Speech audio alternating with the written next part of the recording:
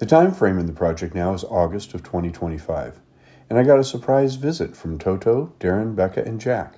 So the first order of business was to inspect the boat and make sure that I had been actually making some progress. Then I showed Jack the local park and my favorite ice cream stand, and then we headed off to do some touristy things in the area.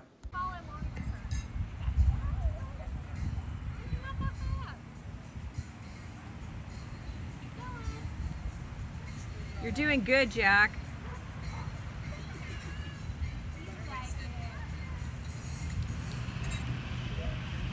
Of course, before we headed out, I had to introduce Jack to my little feral friend.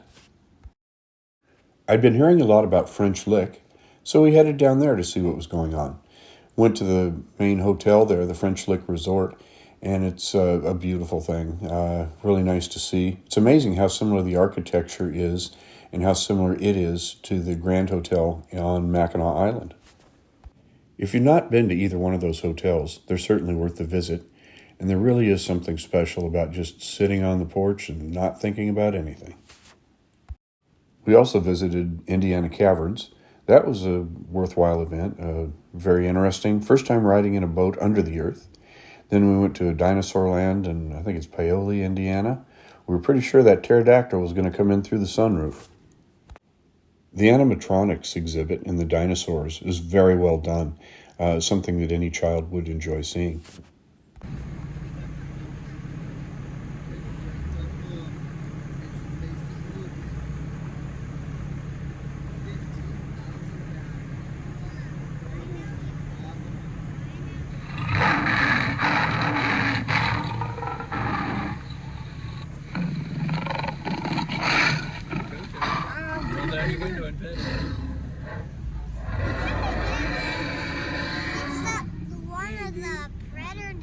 He is? He likes meat. Uh-oh. And he likes to flip over Jeep.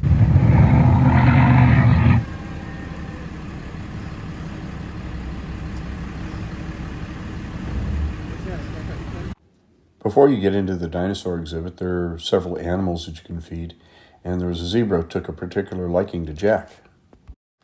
We then went to Holiday World and had some good food, some rides, and some ice cream, of course. We hadn't been to Holiday World before and didn't really know what to expect.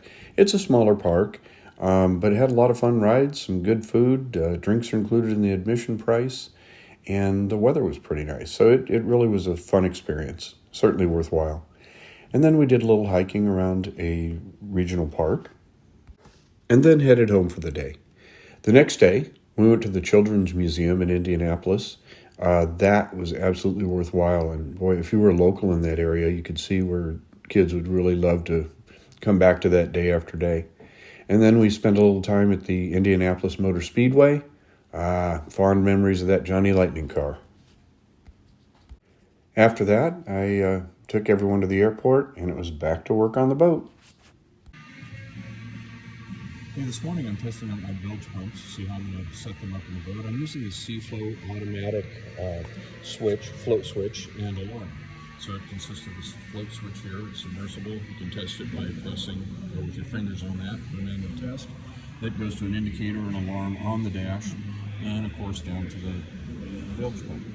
So what happens is if I go and submerge this to about an inch of water, it's fine, nothing happens.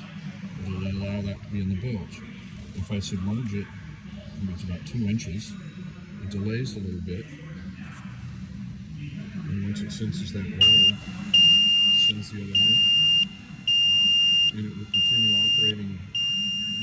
operating the bilge pump until that lower sensor comes out of the water. So, neat little system. So you definitely know when you got the bilge going on. Well, now it's time to figure out how to lay out the dash. Figure out where all these components fit. Figure out where the compass goes. Yeah. Well, now today I'm rough fitting the dash panels. So I got the helm up here and fitting the face plates, and then I can figure out how to lay out the instrumentation. Well, trying to get the dash spacing on the side up here. So I got the thruster setup, the throttle control setup, and the steering, along with the dash. And I still need to fill in the instrumentation. I'll use those templates later, but now I can take the dash apart, cover it up with the vinyl, and then come back and finish up the installation. I think this will work out pretty well. So I got the throttle over here and the thruster over here. So when I'm maneuvering around docks, and I can grab both pretty easily, and then the wheel's right there. So here we go. And the journey continues. So yesterday I put the steering wheel in, got the throttle mounted, and the bow thrusters. Now I'm figuring out the dash layout. I think this is it. Two of the Garmin's, my Dometic Optimus steering controllers, ignition switches, another Garmin. The VHF is going to go over there. I think my Fireboy indicator, and I've got a fuel vapor safety system on the boat. The indicator and blower switch will go there. Here are just a few still shots to hopefully give you a little bit better view of what the layout is looking like at this point.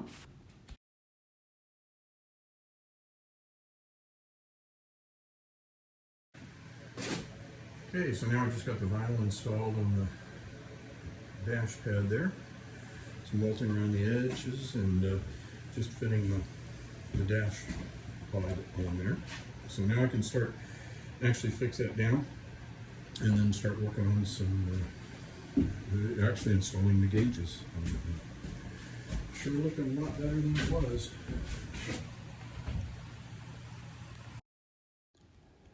Here we've got the beginnings of the party top.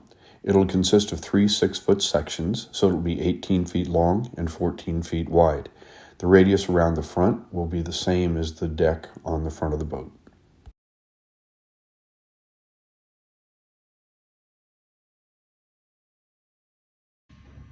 Well, we made some reasonable progress on the party top today.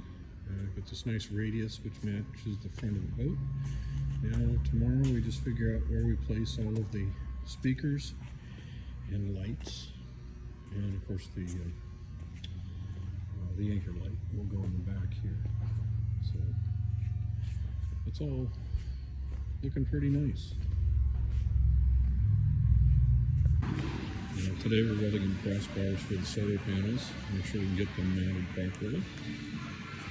So what we've done is kind of doubled up here so we get the spacing correct between the two, the span of each of the panels. Put one here and then one here in the forward rail of this section. There's 6-foot sections, 3 6-foot sections in the party top. And we'll do 2 here and 1 up front on each side, total of 10 panels. We've got flying pieces. Here we're testing the setup on the first section of the party top. This is the rear piece, and that will establish the baseline for our supports and the rest of the assembly. So here we're continuing with the rear section of the party top and trying to decide what height to use. I think we're going to set it about 6'5", 6'5.5". Some of the family gets up into that range. And at the same time, it should keep the overall height of the boat below 18 feet, so we shouldn't have problems with the inland rivers on the Great Loop. We're also trying to match the angles of some of the railing of the front windshield so that it looks proportional to the boat. Here, we're continuing with the fitment and trying to decide how to align the cross supports and main supports for the party top. So, we're going to get her all lined up. So we're trying to figure out how this will best fit together. Here, while we're up on top, we're looking at the alignment of the whale tail. This will be over the aft deck on the boat. Well, I'm starting to set in the second section of the party top.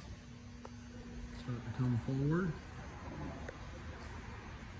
And there's a third section that come around the front, and it's rounded off to match the radius on the front bill of the deck there. There's certainly a lot of parts that are moving at the same time on the project, so in between these other structural issues, I had some upholstery done for the front deck. Okay, today we got the seats on the front deck finished up. They really sit nicely.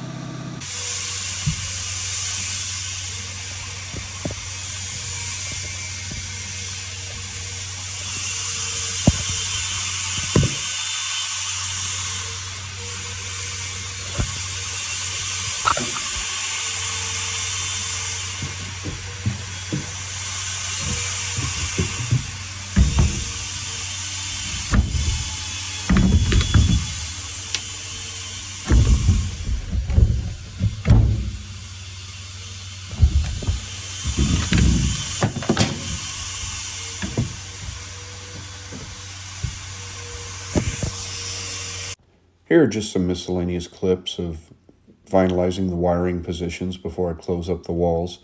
Of course, I put one of the outlets, the one for the convection microwave, in the exact wrong position, so we're moving those around a little bit. And a little tip on the blinds. I went to some of the major blind retailers. The prices were ridiculous, hundreds of dollars per blind. I looked at RV blinds, and these I found online range from about $50 to $75 a piece. So that's a real trick if you're ordering blinds for the boat. Okay, so this morning's project is let there be light, sort of. So I got all the pilot house lights wired. I don't have the source and switches set up yet, but they all work, and it gives off a pretty reasonable amount of light. Maybe a little better view of how it lights up the interior. I still have some work lights on downstairs there. This is pretty reasonable.